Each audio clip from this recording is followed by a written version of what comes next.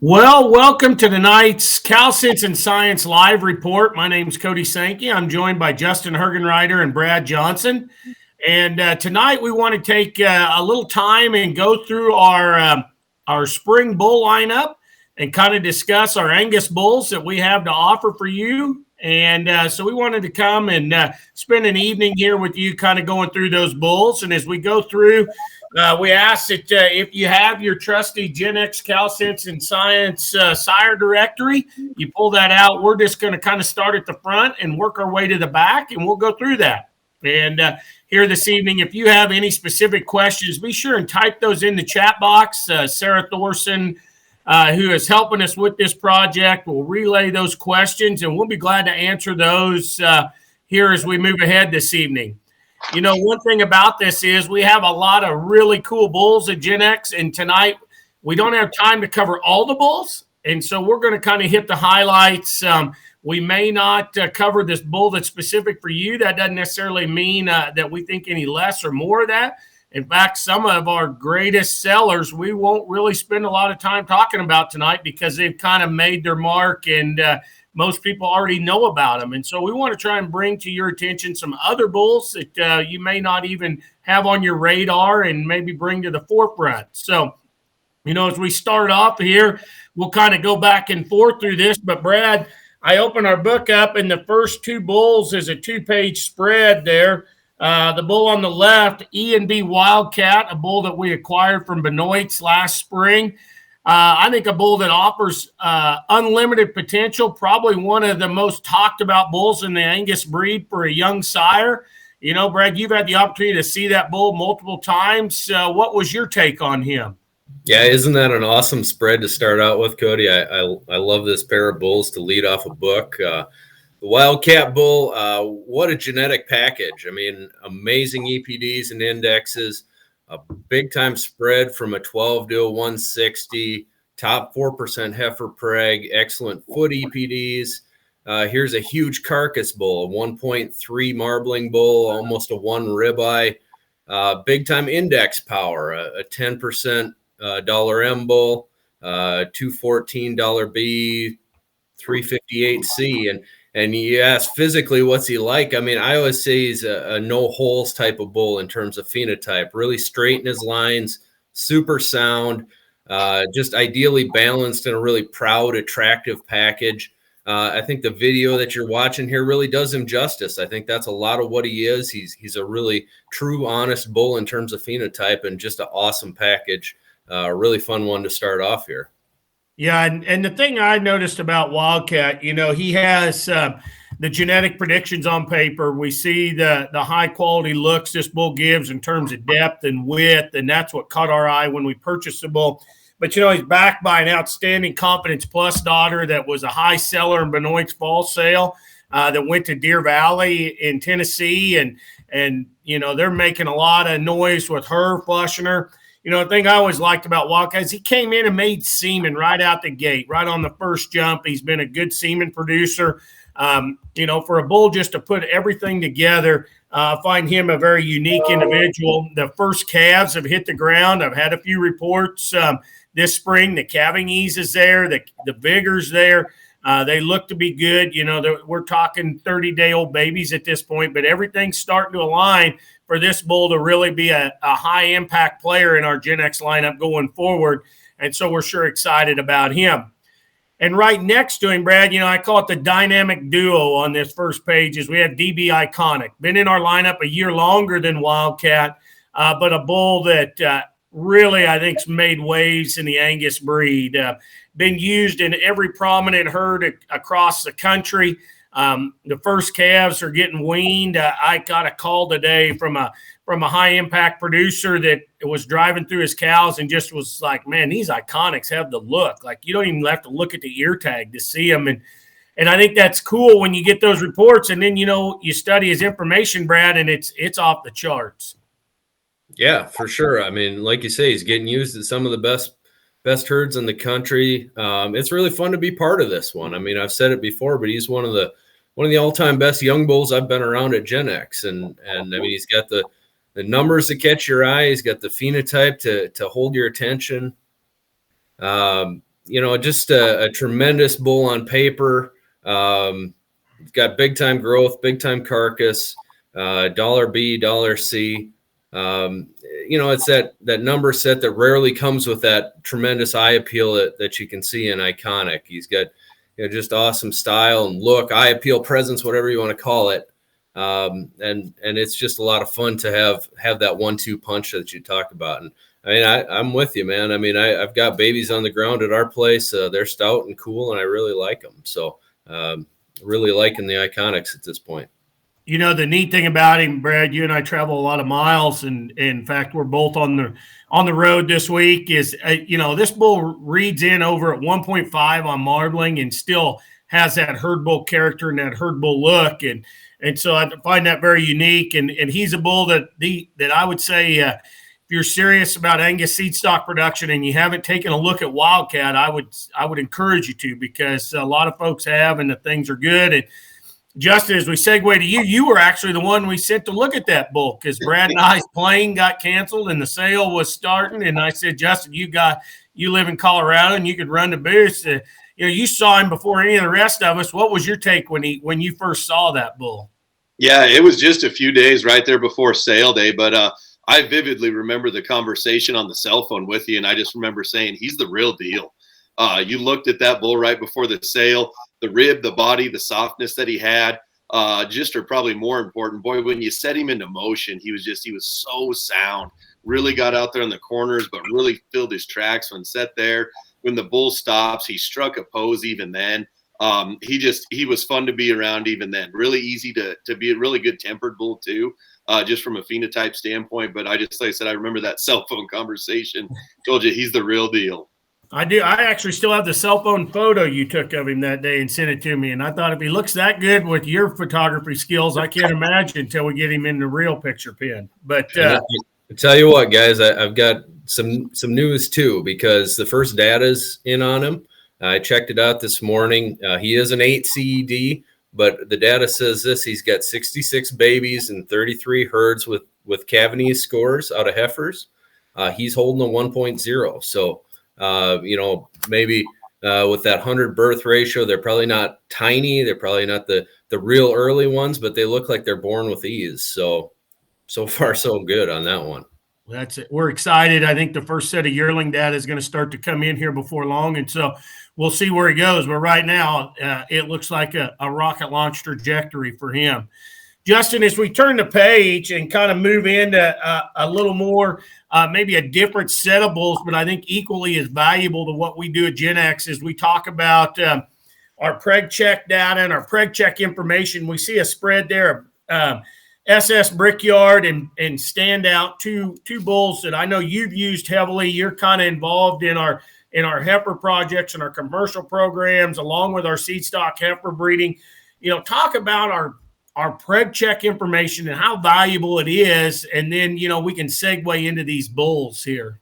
Yeah, absolutely. So like you said, not to take anything away from that open and spread, but this pages 8 and 9 is one that I get really excited about and really passionate about too. When we start talking about breeding big sets of commercial heifers, first and foremost, and hopefully on a lot of folks' mind, is fertility. We got to get those cattle bred. We've sat down. A lot of folks in the industry have put a cost on what it costs on a daily, unfortunately, dollars out of your pocket when that female's not bred. So we talk about what a commercial heifer is costing right now in the marketplace, the chance for some big heifer retention and some things like that. But two bulls here right out of the gate, if you're going to use that semen, you're going to get a lot more pregnancies. If you guys haven't had the chance, do read up and take a chance, just a few seconds, and read up on that preg check data. Guys, it's unlike anything else in the industry. So it is actually based on that sire's fertility of frozen semen, kind of using that number 100 as a baseline. So right there, you'll see a bull with 103, and the next page over, one with 104. So just whatever your average is in-house on your herd, hopefully would expect another 3%, another 4% AI when you have the vets or whoever does your preg checking come out there too. So something that we're passionate about at GENEX. Nothing's cheap in this world. Obviously, getting labor, getting those cattle up, getting them prepped, getting them ready. We want to give you every chance to end up at that chute with the bred female as you possibly can. And here's 2 sires that are dang sure going to help you do it. Yeah, and I think that's important to understand is, every bull frees, not every bull, but a lot of, when they freeze semen, they go through a rigorous quality check, and we make sure that, when our bulls pass QC, it's at a level, but this information is how well that bull's semen settles cows. And so, there is a difference, and we know that, and we're able to explore that and to see these bulls at 103 with a 90% reliability and another one at 104 with 87, that's getting pretty serious in success rate. And, timed AI projects, I always say it's a cliche kind of saying, but the most important trait in reproduction most important trait in beef production is reproduction.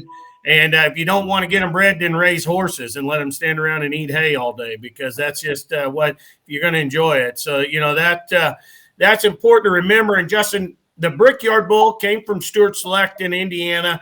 Andrew, a friend of mine, I went to his place and saw this bull, and I fell in love with him.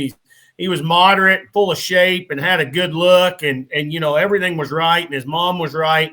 And he's gone on to be successful. And you've seen a lot of this progeny in our test herds. And, what is your, kind of impact of this bull that you've seen? Yeah, absolutely. So I'd say a lot of that's breeding true, Cody. To start and even back up, like we talked about there, getting these cattle bred.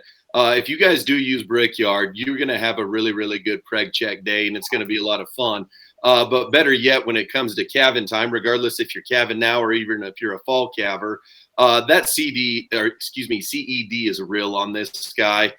He is a no-miss heifer bull. Use with confidence there. Calves are going to have plenty of calf vigor. You're probably going to see some actual birth weights. I'm going to say in the high 60s to low 70s as well too. We've been getting a lot of customer feedback on that. That's kind of seems to be that sweet spot for guys that, we're not 50-pound calves. They don't just necessarily have enough body size to get up and get going, but we don't want to push the extremes. Get up the next morning and go tag babies is what you're going to get starting there. As soon as you get these cattle to weaning, they're still going to have some of the performance that you see there on paper and the way Cody described the bull in person when he saw him too. They're not going to be your big, heavy set, high performance type of cattle there, but they're also not going to be your light weaning weight cattle either on that side. The test herds that we've seen him in, the cattle at the bunk, the steer calves especially, do really, really well. They feed extremely well, grade really well. A lot of those cattle actually hitting that CAB market as well too. And then had the chance and the fortunate opportunity to finally see some wet daughters here this actually last spring. And teat and udder quality seems to be there too. So if you are going to use him and keep replacements, you might protect him on just a little bit of depth of body. I am nitpicking that bull right there when I say that. But cattle with a look, cattle with still plenty of performance. They're the right size. They're the right kind. Easy to be around, sleep all night, get them bred type of bull. We've put him in thousands of heifers with a lot of success. I'm a big fan of Brickyard. Yeah, that's, he's always done a lot of things right, and kind of compared to maybe his sire Niagara, he offers, just a little less birth weight, more calving ease with all the explosive, kind of the growth package. And, the unique thing is he's 84 on marbling and over a 1 on ribeye, going to have some shape and power in those cattle. As we turn the page, Justin, to Standout, a bull that, a Stunner son that I think probably most closely resembles Stunner himself when we had him. We got this bull in, a cool, unique package, but the phenotype on this guy is what caught Brad and I's attention. Just a powerhouse of a bull. And I know you've used him in your own commercial cows. What have you seen so far? Yeah, absolutely.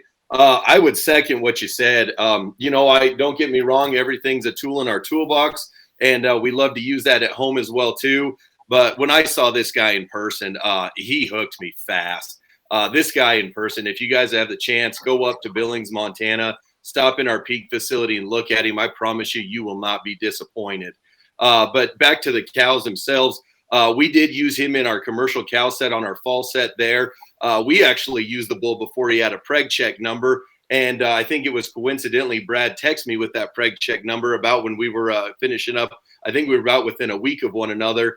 And I called him and said, Brad, this bull is sticky. Like our breed up, we just time AI at home, but our breed up was awesome. And he goes, well, I'm glad you said that because 104 preg check score just came along with him. To talk about the cattle in general, truthfully, if you even want to go to some numbers on average for us, they came, I literally did the math before we started, 4.8 days early, guess based on that 283, 285 from there. But with the majority of our birth weights being in the low 70s from there. And that's just out of a good set of black commercial cows.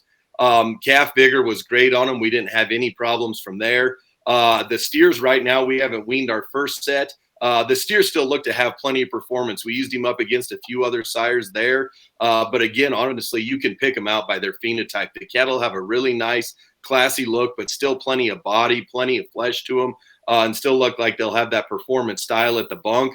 I'll tell you what, Cody, where I get awfully excited, and I wish my picture skills were better, like you were poking at me there earlier. But the set of daughters that we got standing out in the pasture right now, I know it's plenty early just to say for wean calves, but they're flat good. Boy, they're really neat through that front 1/3. Really kind of got a really cool sweep and shape to their rib. They're probably average to above average for power when you get behind them from there. But the other thing that I'd put, even steers and heifers combined, they are peas in a pod. We do not have a big spread in terms of what it looks like as they're going to wean in terms of performance. They're the cookie cutter kind. So we actually went through and used him twice back to back, that we were that impressed with the calves. But Standout's another one that I think is going to have a bright future for us, a bull that I'm super excited about. And Justin, you talk about all that and the things we see in a balanced set of EPDs. He's over 83 on marbling and 82 for ribeye. But, where you live, you hear a little more chatter about this. But something you and I talked about unique about this guy, according to the Angus Pap EPD, ranks in the top 10% of that. And we hear more chatter about that and things to that coming of its nature and importance there. I think that's something unique about this bull. Absolutely. Yeah, kind of really gives him another shining star there too. So it's like I said, if you're up in Billings, he's worth it. I mean, not that a lot of bulls aren't, but he's one you need to single out and see too. And speaking of that, Justin, we're having this spring and April the 7th at our Billings facility an open house to come see the bulls. All three of us will be there to give tours and talk about the bulls, tell the folks about the ins and outs and how to mate them and what to do with them. And so any of you that are watching, we invite you to come see us in Billings April the 7th during Midland Week, the Thursday before. We'll have a good event there, and we'd love to show you around and show you the bulls. But Brad, as we turn the page, we got another full page spread. We'd be remiss if we didn't give mention to 4404 and Justified, but household names that have left their legacy.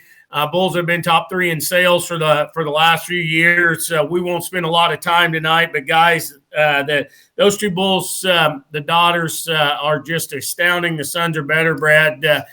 And I think Architect is a bull that can follow. We put him across from those two. They're big shoes to fill, but he has the potential to do it. Oh, he's a bull that we feel like you can build with. I mean, it's a fun pun, but I mean, he's a bull that sports an awesome number set that can really move the needle. He's got a phenotype that kind of suggests we're going to have some power in the progeny. And I mean, the maternal strength in this bull is just outstanding. So I think he's a type of bull that can really add some genetic equity to your herd. He's got a great story. I mean, read the blurb that Justin Spickler says here. I'll kind of sum it up here. I mean, he's got 4 of the first 6 cows on the bottom side of his pedigree have made Pathfinder, and I think most of those have been in the donor pen. Architect's Dam is the top indexing cow they have for production ratios. She's sporting, as of the time of the writing here, 3 at 125.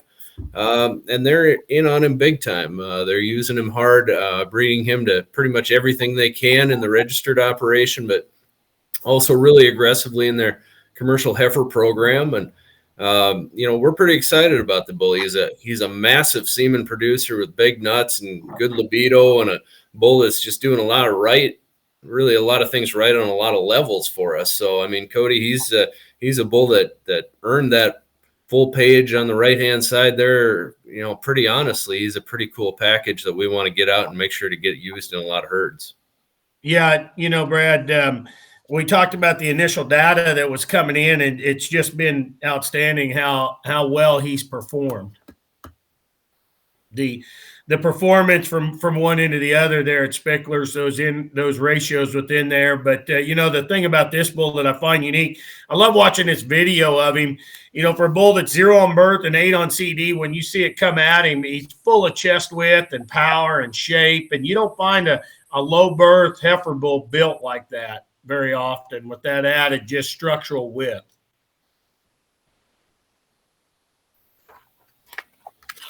But as we turn the page, Brad, we move over to another bull that we see there on the next page, and I think is a bull that really has some unique opportunity for us, and that's Changemaker.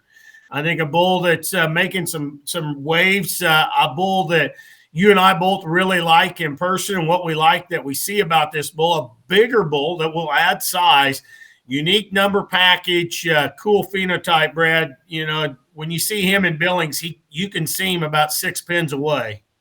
I can still remember that day when we took that video, Cody. I mean, I can still remember being right there. This bull just leaves you awestruck. I mean, he's a cool power bull, just awesome in the flesh. I mean, you can see the masculinity the bull offers, the length of side, the width, the top, the muscle shape the bull's got. He's just impressive, and he's one you really like to lean against the gate and just watch him move. I mean, he's extremely impressive bull. But I mean, I just love watching this video. But I mean, to get back to it, I mean, bull's got everything going on paper too. I mean, he's got all his progeny ratios going in the right direction. He's got kind of a unique power of growth bull. He's got some heifer preg to him, some awesome marbling, outstanding index power. I think he's a bull you use, in cows, make some awesome feeding calves. And I mean, that phenotype is pretty impressive to me. A bull I really like, Cody. And I think, a little different on the pedigree side for a lot of folks too. So, he's one you can use in those Cavanese bred type of females that maybe can't raise one just quite stout enough. He's an impressive bull and really cool. Yeah. And I've always, a bull that I've found unique in terms of, just that growth and real performance. It's not a paper tiger or anything like that. It's there. It's real. That bull himself's grown. His calves are growing. You look at him, over 1 on marbling, lots of ribeye, $81 M, $216 B, over $360 C. With that phenotypic package, makes him pretty unique and useful. But like you say, you gotta navigate the birth weight. I don't foresee him being a heifer bull or anything like that. And they're not monsters. But sometimes in the Angus world, we get to thinking that everything's got to be 10 CED, and we give up that added performance. And Justin, you see that in your world. Guys maybe get oversensitive to that and leave some power on the table. And this spread of bulls, I think, fixes the cure for some lower performing Angus cows that we see a lot of in this business. A bull like Eyes on You, making some noise, some bulls topping some sales, and no doubt out of the Isabel back to the Y69 cow. Certainly has done some cool things so far. His sons, Copels, recently had a set of them sell. Justin, what have you seen on Eyes on You? Yeah, I'd add to that, Cody. Like you said, the pedigree, super cool on this bull. When you see this guy in person, I mean, he's all there too. But actually, I was just recently up there in South Dakota here this last week, and I kind of find it amusing, but I like to tease on those guys as much as they tease on me. But when you can take South Dakota by storm with a bull like this, it's saying something and it's getting something done. The sons that I had the chance to see and be around, they're big bodied, they're power bulls, they're the right frame score. When you talk to the guys who've actually used him in their scenarios, truthfully, a lot of 70s to even mid 80s in terms of actual birth weights when they show you the cabin book there too. So getting along really, really well. But the other word I'd add to just the power of that is just complete.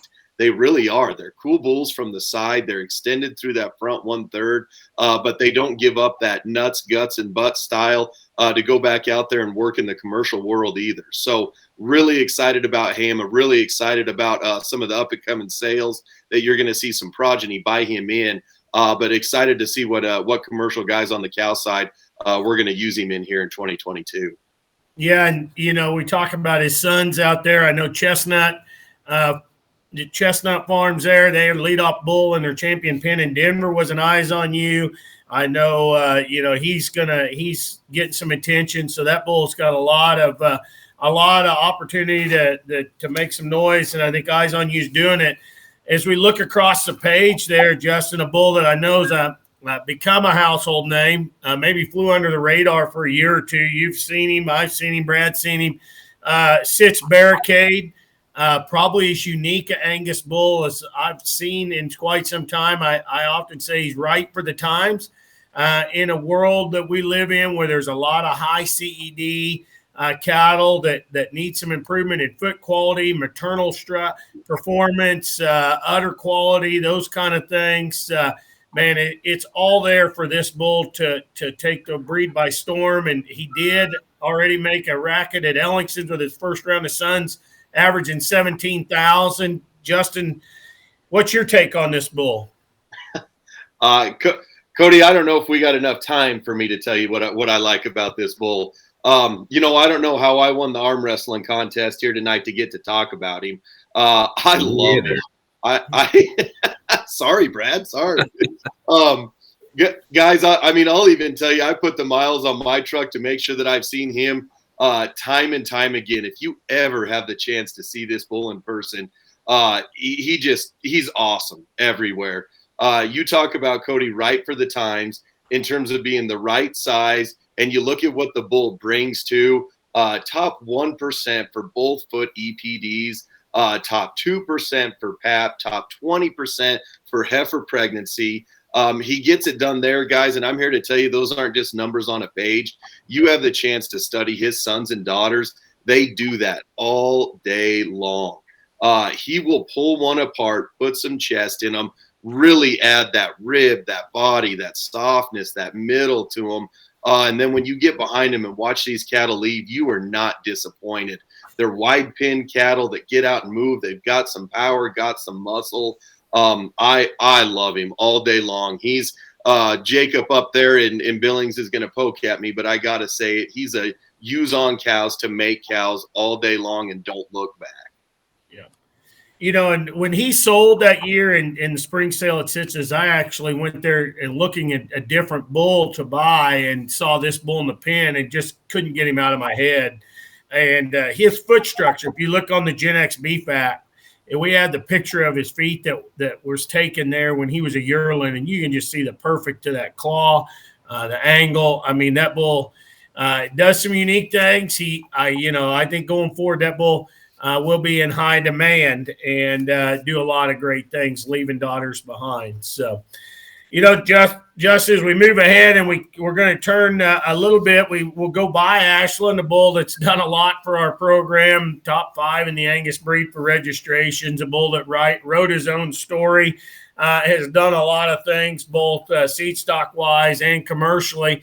But as we kind of move on to a couple of younger bulls there, we see a pair of them right there in Ellingson Rush and SR Silverado. Bulls that maybe fit into a lot of what you're involved in. Rush, a bull that sold at Ellingson's last year, went down through the pen and saw that bull, and he just stuck out. His presence, his herd bull character, the way he comes up, and the unique package that he puts together, Justin. He has a bright future, I think, in our GENEX lineup.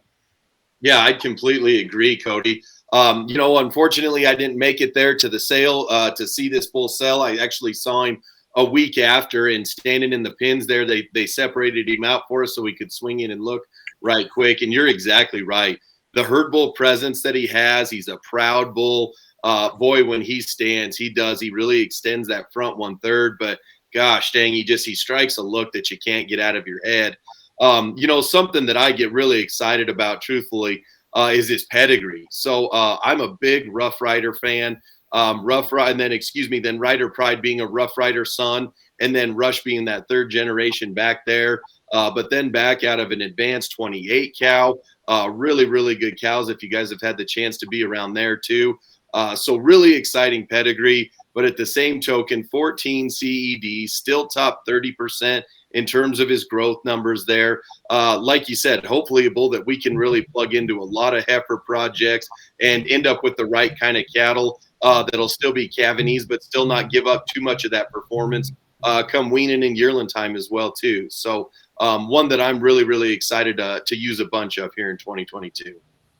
Yeah, and Justin, you talk about his pedigree. I chuckle about that. Even for, I have a lot of friends that I call them pedigree purists, and we go through this. You go back to the Advanced 28. That's a female maker. Back to the Plateau is a female maker, and you dig back a little deeper into there.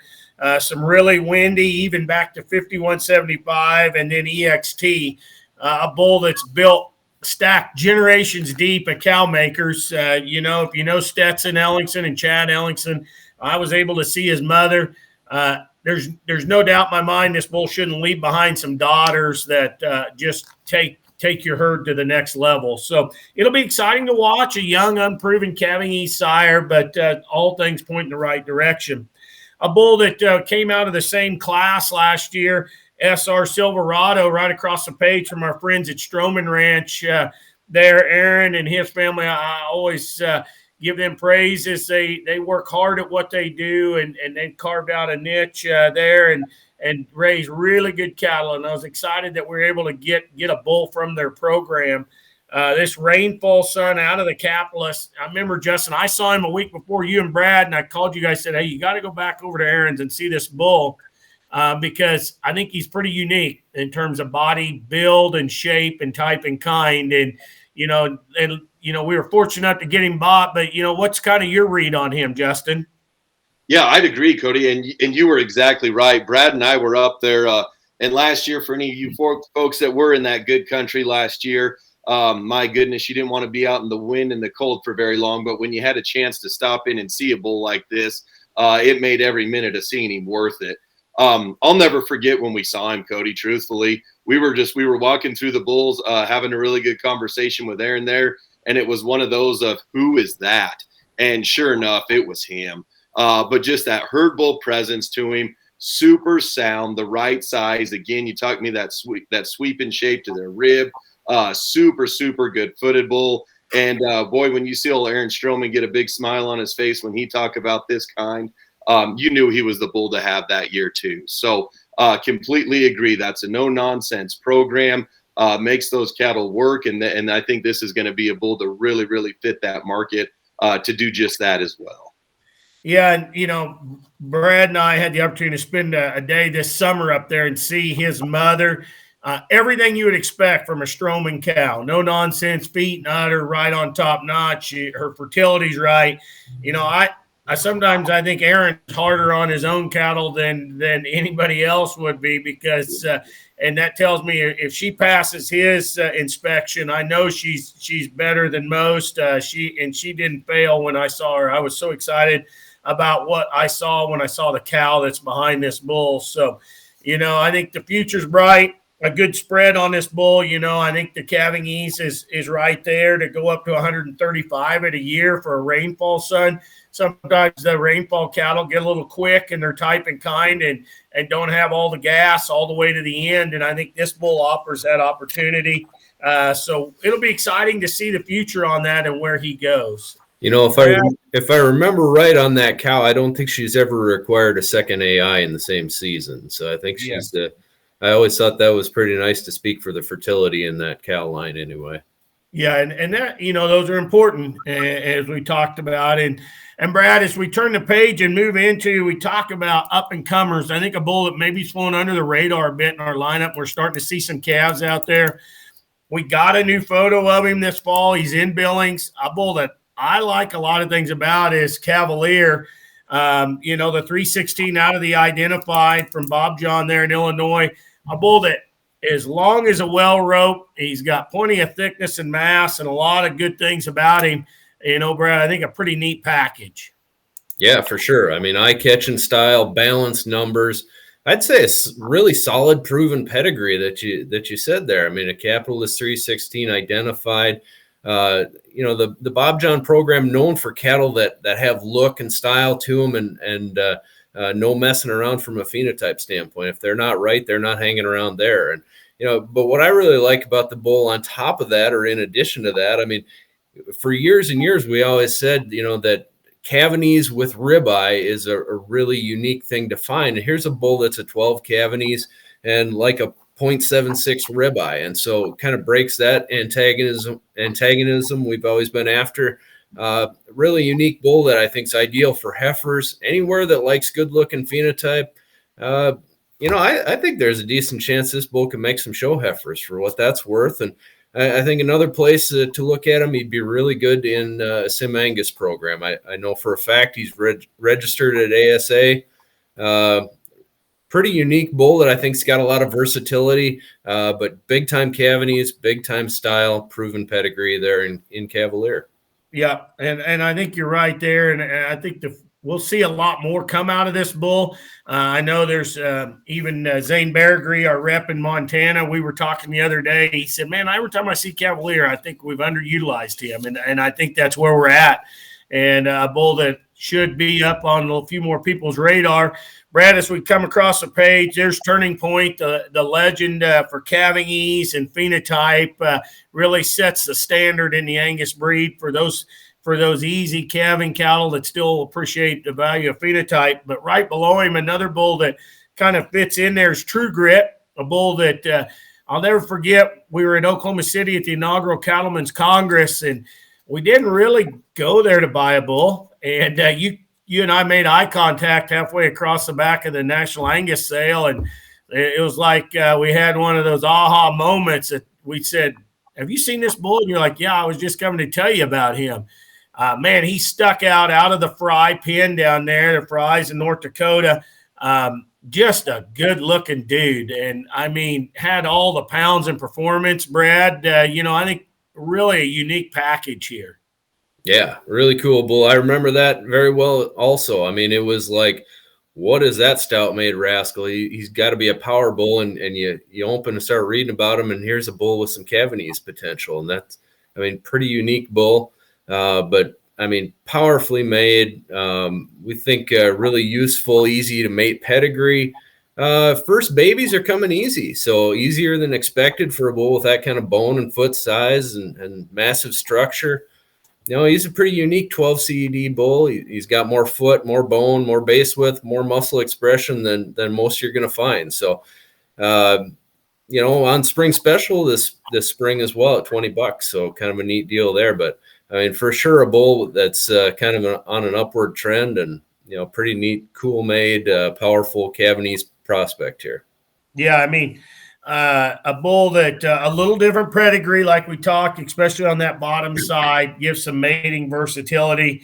Phenotype is there. Be excited to see how these first calves come down the line, being used in some good cow herds across the country. So, I think it'd be exciting to see what happens there. And Brad, as we talk about calving east, we turn the page to a bull, Keneally Mainstay.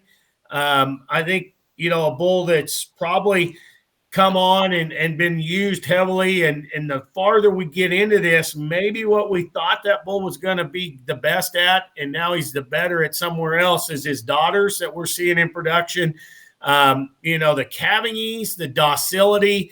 I always say this bull, if you've got a wild one, breed him to Mainstay, because one generation he changes them. They're just gentle and easy to be around. The first daughters are calved out. You talk to Jerry Keneally, he'll talk about how good the udders are, how outstanding the females are. I think this bull may have a long shelf life as a female maker.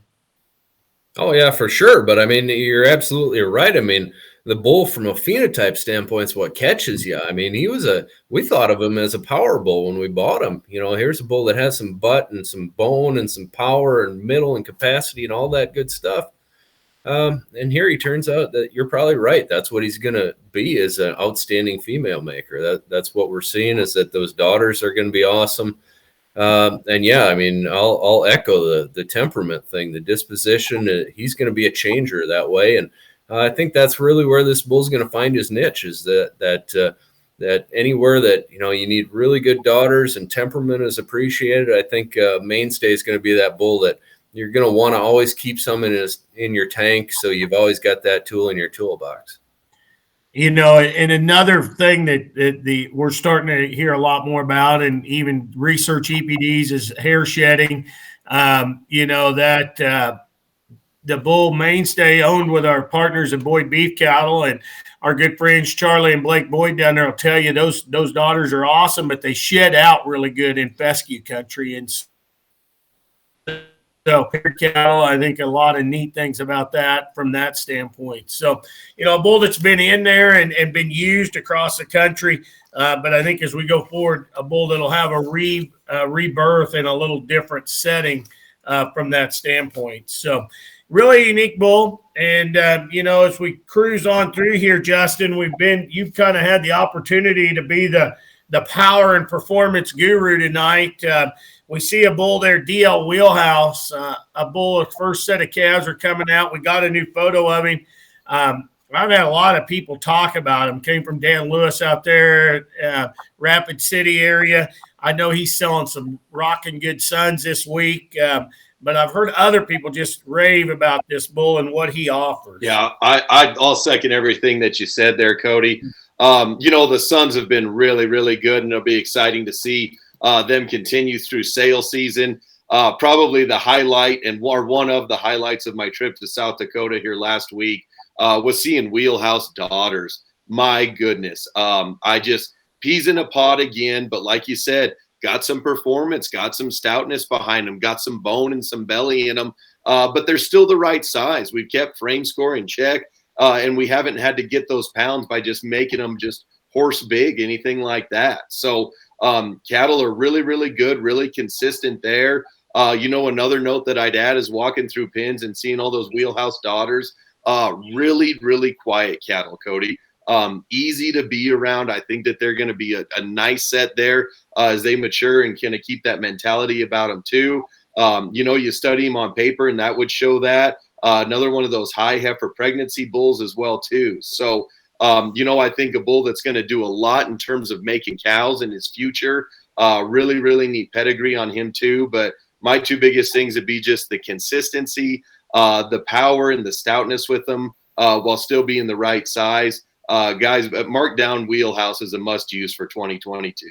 Yeah, a bull that just the substance and mass and power as a yearling when we bought him, plenty of bone and foot. I think we'll be interested to see where we're at in a couple of years, but all things point in the right direction right now. As we kind of ease on into here, Brad, the next bull that we're going to discuss, a brand new bull, just came purchased here in December.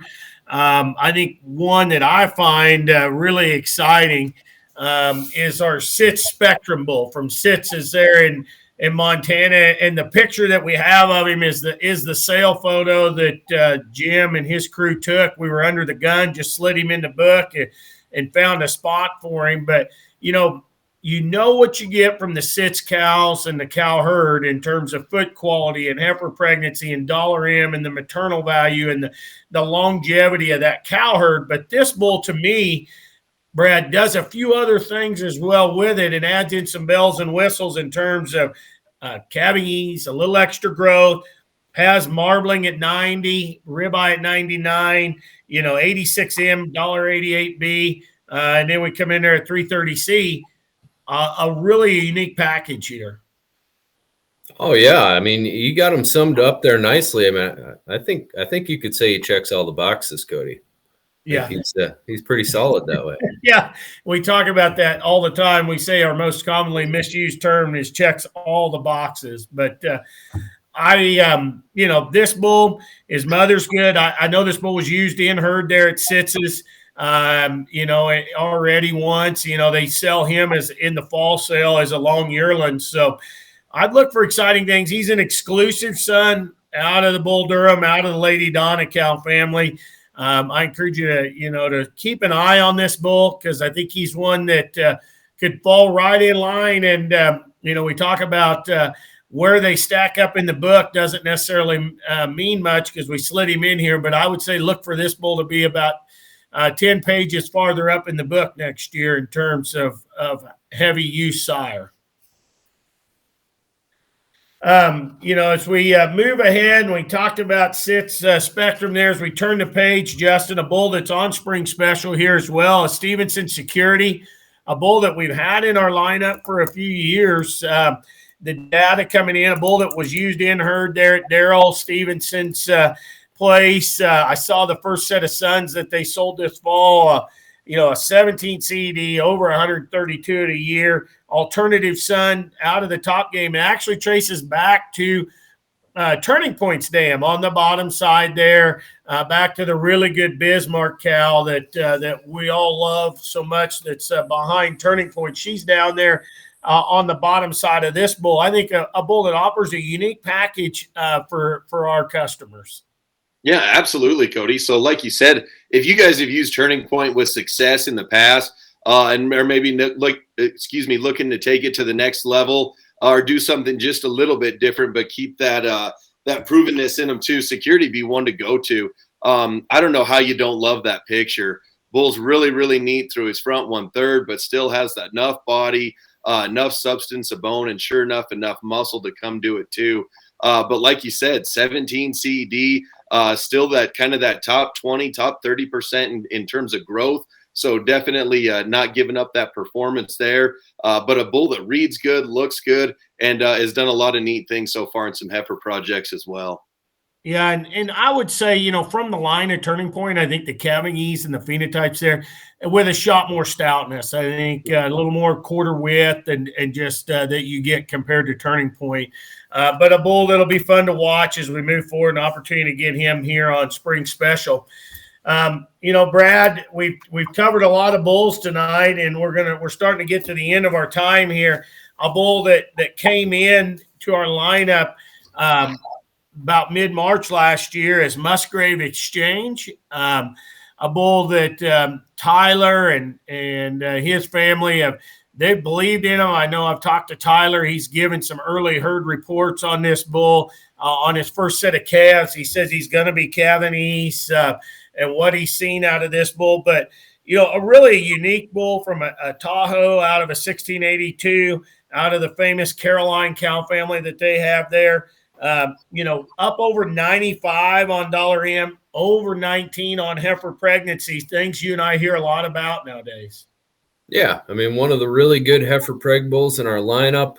Going to add some growth. He's not a small bull by any means. He's a bull that's got some size, got some frame to him, but a really well-made frame, really well-balanced, really sound type of bull. So a kind of a neat package here. He's got solid foot scores and a really good cow behind him. I think, this could be a sneaky good daughter maker down the road too. Yeah. I think the interesting thing, a bull that is a top 20% docility bull, a bull that's good on foot. He's good on heifer preg, high $M. A lot of things are important to a lot of people. And so as we talk about him going forward, I know Tyler, you'll see this bull. He's going to probably make his way back to Pike County this summer and cover some cows. And as I know Tyler well enough, you'll see some social media on this guy out and covering cows and doing his job. But we're excited about where he goes and what he does. And so, those are kind of some bulls that we covered there. We got a little time here. We got some questions, but I'm going to ask each of you one question each while I roll through these. Justin, I'll go to you first. What's the one bull we didn't talk about tonight that you would have talked about? I'd like to mention and maybe give a little feel on him. Say one more time for me, Cody. Either my computer or yours broke up just a bit. Yeah, I said, we talked about a lot of bulls tonight, but I said, as I scroll through these questions, I said, I'm going to ask you guys each one. What is the bull, Justin, that we didn't cover that Justin's hidden pick for 2022? That's rigged, man. Oh, yeah. You should have started with Brad. That we didn't talk tonight. Can I throw two and make it quick? Yep. Go two. You got time. Throw two and make it quick. Guys, I'd be hard pressed not to mention Rainmaker 4404. That bull has clicked almost everywhere we've used him. I know he sits only at a 7 on his CED. I'll use that bull in heifers all day long. In my opinion, where some of that's coming is those cattle have a little bit of substance and something to them at birth, but they're really long and they're smooth at birth. We haven't had any problems there, but they're not just little 50-pounders at birth. The wet daughters in production are going to leave a legacy behind in my mind. Beautiful teat and udder conformation, super docile, a lot of Angus breed character to them, have some stretch, have some extension without giving up a lot of performance. I will say the daughters, they probably need a shot from behind, but I'm criticizing really, really good cattle. And the other thing I'd add on there too, Cody, you mentioned in a few of them, they shed their hair. And regardless of fescue country or not, I'll promise you, even in our country, the cattle that shed their hair early just do better, flat out. So he would be one. And then I'd have to throw Checkmate into that group too. My goodness, the Checkmate daughters that I've been around too, they look like him, but prettier. They are big body, just easy middled cattle, super consistent. It looks so far like teat and udder quality is going to be impeccable on them. I think you read that pedigree and you got to fall in love with him from there. But I apologize. I couldn't do one. I had to throw two out there, but yeah, I know. And you stole my bull. I was going Checkmate too, but that's okay because I've got a backup. I brought out Ashland, and we didn't mention Ashland, and I think he deserves a little press here. He's been an extremely good bull for us.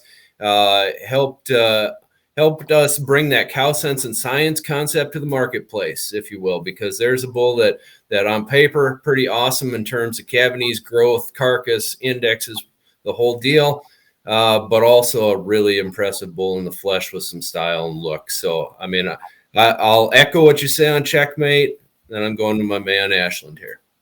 Yeah, that was a good pick.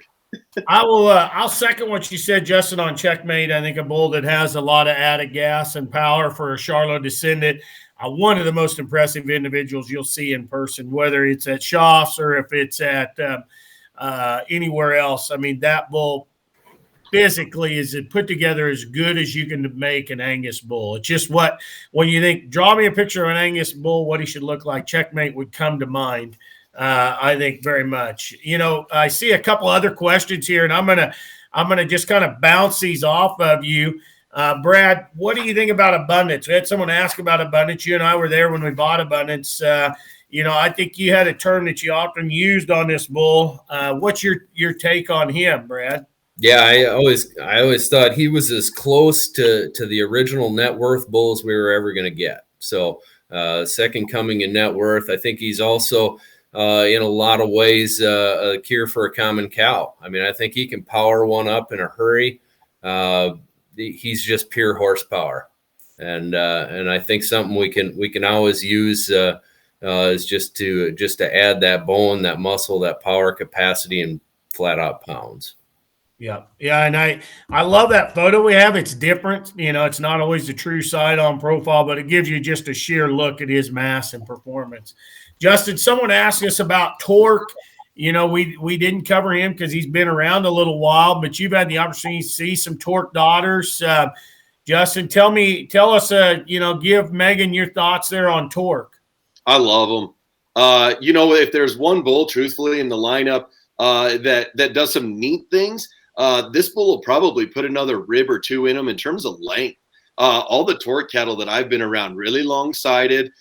They're the right size. They're going to be those cattle that'll work either in my country, I say here back in Colorado, or fescue country in terms of their shedding ability.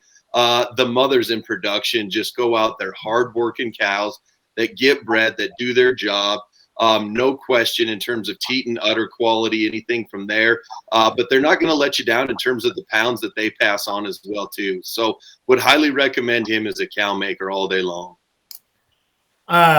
You know, I see a question there. How do Iconic and Wildcat compare to each other? And I'll give my 2 cents, and you guys can kind of weigh in. I think as you study, I mean, you see them, they stand side by side most days at the stud in Billings. If you go up there, they're standing there. I think Iconic's probably a little prettier fronted kind of a bull that's a little longer, more extended. I think Wildcat's probably a bull that's just a little denser bodied. I think that, it's hard to change a lot about either bull, but I think they're different, Brad. You use them, but I tell us your thoughts on them. Yeah, I think maybe Wildcat's maybe a nickel bigger frame-wise. I think, Iconic's got that chiseled front end that really pops at you. Wildcat's that complete super balanced type of bull. So, I mean, both bulls that you could sit on the tailgate and look at for an awful long time and enjoy your time doing it. So, a couple of pretty darn good bulls. The thing I like about them is it's a 1-2 punch, and I envision Iconic being bred to Wildcat daughters and Wildcat being bred to Iconic daughters, and I think they kind of do some things complementary, fix maybe some holes on paper on each other, and phenotypically match up as well. So I think it's a unique tandem to have to match those up. Justin, I see another question there about thoughts on Gusto from Megan. A bull that was brought into our lineup from Circle L in Montana for a PAP bull, to utilize that if you study it. He is a PAP Jim. Cavalier is there. I think a bull that we talk about in terms of all the things, the dollar M, the maternal, it's kind of a no-nonsense to Circle L her, Justin. I think a bull that has some opportunity to be used in a lot of different areas.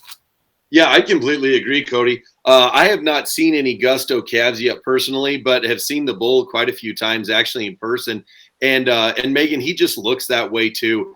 He looks to be that double-digit kind of Cavanies, but that strong maternal. Bull is super sound, really easy to be around there too, but just has that easy middle in him where that rib shape, that depth, the flank into him there too.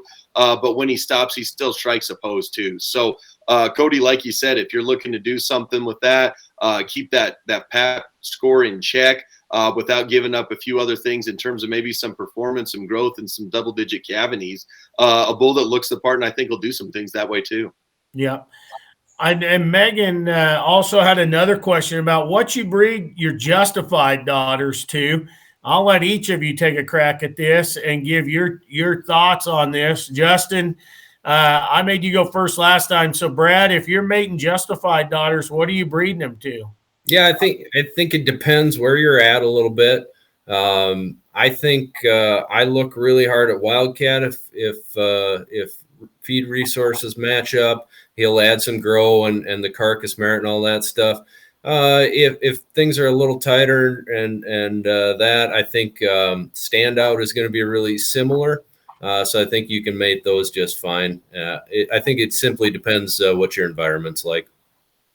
Justin's laughing. That's literally where I was going to go with it. Like, no questions asked. Megan, I know your guys' country, obviously not as well as you folks do. When it rains out in that country, that short grass can have more protein in it than a guy thinks.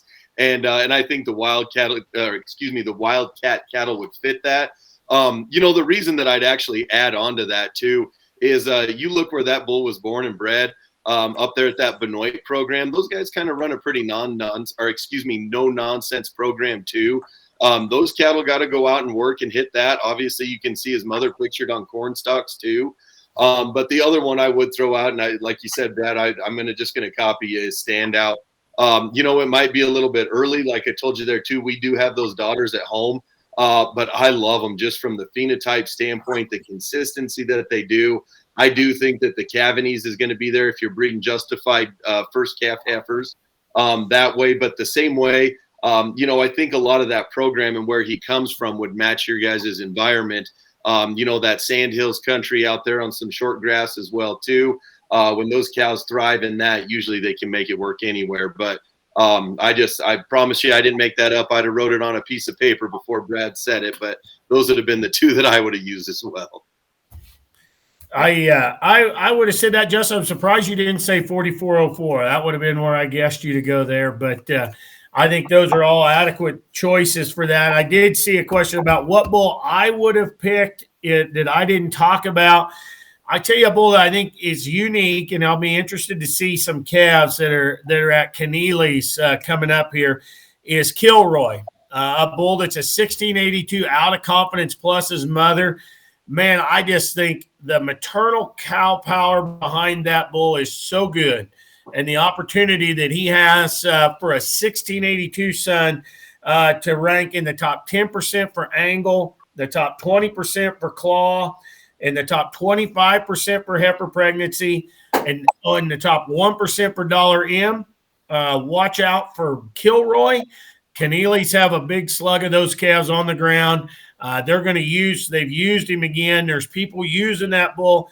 Don't overlook him in the plethora of 1209 sons that are out there. I find him to be as uniquely numbered as any of them that are on the market. So be sure and check out Kilroy if you're interested in something out of the famous 1209 cow. But if there's any more questions, we'll give you a chance to type those in here at the box here before we wrap up. We're in an hour. We're arriving. I want to remind you all that next week, 1 week from tonight, we're going to do this again for our other breeds of cattle. So we didn't want to make everybody sit on here for 2 hours and overwhelm you. We'll get into the Simmentals. We'll get into Brad's breed, the Red Angus.